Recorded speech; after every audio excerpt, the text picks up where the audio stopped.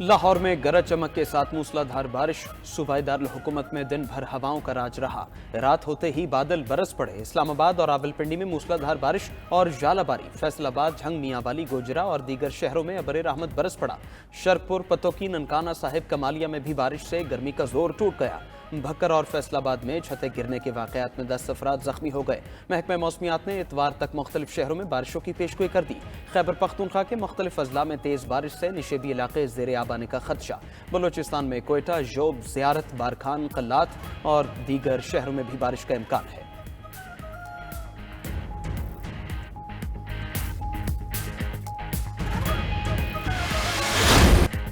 वज़ीर-ए-आज़म ने मौशी तरक्की में सऊदी अरब को रोल मॉडल बनाने की ख्वाहिश का इजहार कर दिया। अल अरेबिया न्यूज़ को इंटरव्यू में शहबाज शरीफ ने कहा, पाकिस्तान और सऊदी अरब अमन व खुशहाली में शराकतदार हैं। पाकिस्तान सऊदी तजर्बों से फ़ायदा उठाना चाहता है। शोबा IT में भी वली-अहद मोहम्मद बिन सलमान की बेपनाह कामयाबियाँ हैं। हमारी खुसूसी तवज्जो अभी मौशी तरक्की पर है। मजीद बोले, पाकिस्तान में पावर सेक्टर को मसाइल का सामना है। बिजली चोरी एक मसला है, ट्रांसमिशन सिस्टम भी कमज़ोर है, महंगी तवानाई की पैदावार भी एक मसला है। हुकूमत बड़े पैमाने पर इस्लाहात लाना चाहती है।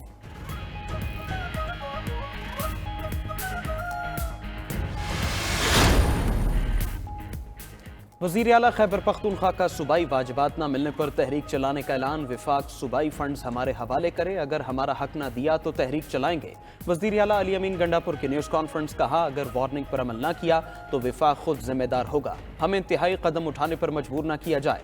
अगर ये समझते हैं हम नाइंसाफ़ी पर खामोश रहेंगे तो ये इनकी भूल है।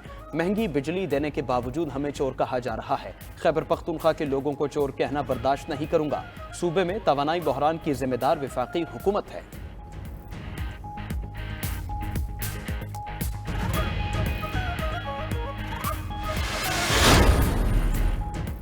FBR का 5000 नॉन फाइलर्स की सिम्स ब्लॉक करने का नया मंसूबा। इनकम टैक्स जनरल ऑर्डर के नफाज के लिए PTA और टेलीकॉम ऑपरेटर्स के साथ मुलाकातें।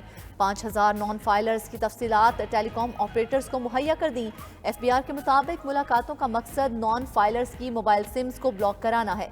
टेलीकॉम ऑपरेटर्स ने छोटे बैचेस में सिम्स ब्लॉक करने से इत्तेफाक किया है। नॉन फाइलर्स को सिम्स ब्लॉक करने से खबरदार करने के पैगाम भेजना शुरू कर दिए।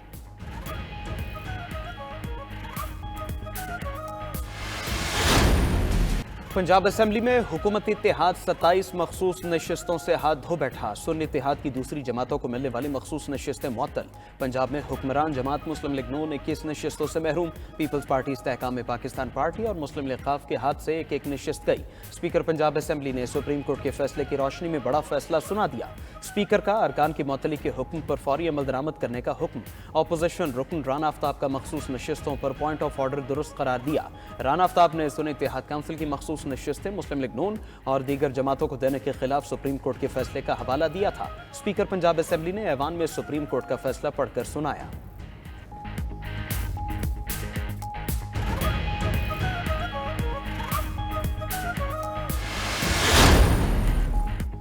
इलेक्शन कमीशन का स्पीकर पंजाब असेंबली के फैसले पर ताज्जुब का इजहार। इलेक्शन कमीशन का कहना है, रुकनियत नोटिफाई और डी नोटिफाई करना इलेक्शन कमीशन का इख्तियार है। इलेक्शन कमीशन के नोटिफिकेशन के बगैर स्पीकर अज़-खुद किसी रुकन को डी नोटिफाई नहीं कर सकता। उधर इलेक्शन कमीशन ने मामले पर अहम इजलास पीर को तलब कर लिया। लॉविंग हुकाम को सुप्रीम कोर्ट के फैसले पर ब्रीफिंग देगा। अदालती फैसले पर अमल दरामद का मैकेनिज्म भी तय किया जाएगा।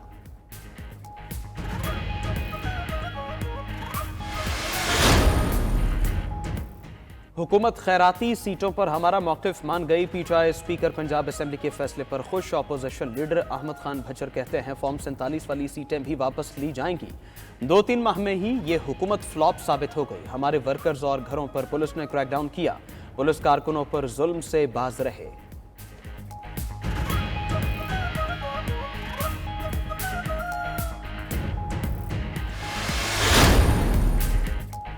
इस्लामाबाद में बगैर इजाज़त रैली निकालने और तोड़ फोड़ पर मुकदमा दर्ज। Chairman PTI barrister Gohar, Shoaib Shaheen, Aamir Masood Mughal मरकजी मुल्जिमान नामजद। मुकदमा क़यादत समेत 150 कारकुनान पर 7 दफात के तहत दर्ज किया गया। उधर चेयरमैन PTI बैरिस्टर गौहर की ज़ेर सदारत कोर कमेटी का ऑनलाइन इजलास।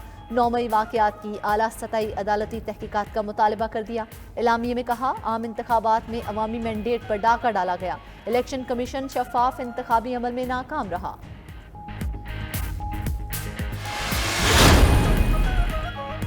चोरी शुदा मैंडेट वाली हुकूमत तशद्दुद का रास्ता अपना रही है। मौजूदा हुकूमत को बानी पीटीआई से बहुत खौफ है। नून लीग की हुकूमत फॉर्म 47 की पैदावार है। ये हुकूमत ज्यादा देर नहीं चल सकती। अपोजिशन लीडर उमर अयूब के हुकूमत पर वार। पीटीआई रहनुमा शुएब शाहीन और रऊफ हसन के साथ न्यूज कॉन्फ्रेंस में कहा, पीटीआई का मैंडेट चुराया गया। जहां आईन और कानून की बालादस्ती ना हो वहां जंगल राज होता है। हमने अमरीकी सफीर को कहा, पाकिस्तान में कानून की बालादस्ती चाहते हैं।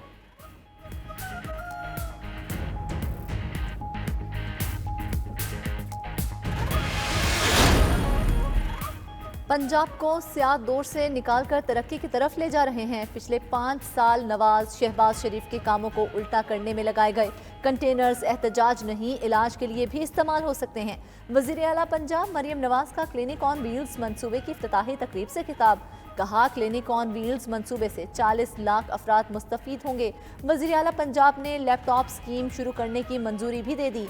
DPS मॉडल टाउन में पायलट सैटेलाइट इंटरनेट प्रोजेक्ट का इफ्तिताह भी किया।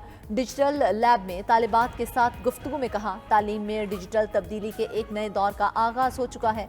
उधर वज़ीर आला पंजाब के हुक्म पर रोटी 16 रुपए के बजाय 15 रुपए की हो गई।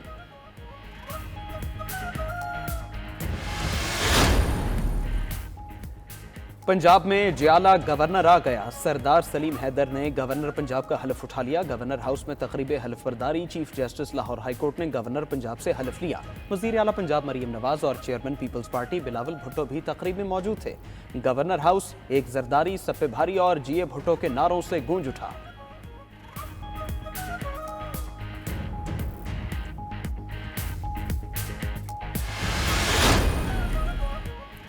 इटली में पाकिस्तानियों का गैर कानूनी दाखिला रोकने का प्लान। वज़ीर दाखिला से इतालवी सफ़ीर की मुलाकात। इंसानी स्मगलिंग रोकने पर गुफ्तगू की गई। गैर कानूनी तौर पर इटली जाने वाले पाकिस्तानियों का दाखिला रोकने के लिए मुआहिदा करने पर इत्तेफाक।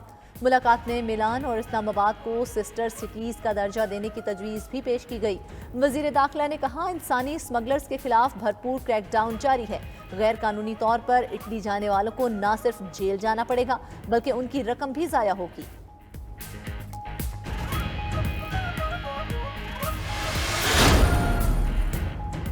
IMF ने पाकिस्तान में महंगाई कम होने की पेशगोई कर दी। आलमी मालियाती इदारे का अपनी रिपोर्ट में कहना है, रवा साल महंगाई की शरह 24.8% तक रहेगी। अगले माली साल महंगाई की शरह 12.5% तक होने का इम्कान है। बेरोजगारी की शरह 8% तक रहने का इम्कान है। बरामदात 31 अरब 20 करोड़ डॉलर से ज्यादा होने की तवक्को है। रवा माली साल GDP की शरह 2, अगले माली साल 3.5% मुतवक्के है।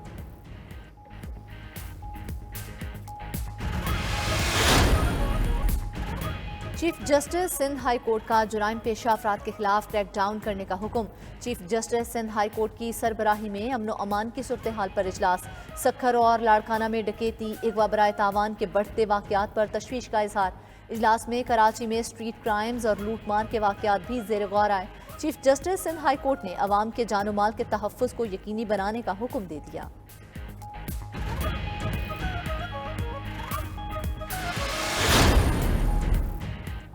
कराची में नकल माफिया ने हुकूमत को इम्तिहान में डाल दिया। शहर अकायद समेत सिंध भर में नकल माफिया ने इम्तिहानात को हाईजैक कर लिया। इम्तिहानी सेंटर्स में मैट्रिक पेपर के दौरान खुलेआम नकल की जाती रही।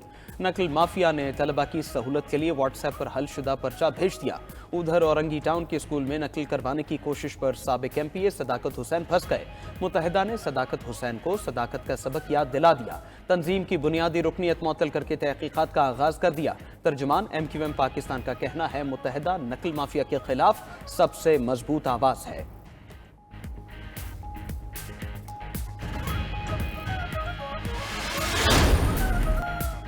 और अजीम अफसाना निगार सादत हसन मंटो अदब की दुनिया में आज भी जिंदा हैं। मंटो ने लाजवाल तहरीरों से मौज़ूआती जिद्दत को उजागर किया। आतिशबारे, ठंडा गोश्त, धुआं उनकी काबिल जिक्र तसानीफ हैं। 11 मई 1912 को लुधियाना में पैदा हुए। 18 जनवरी 1955 को वफात पाई।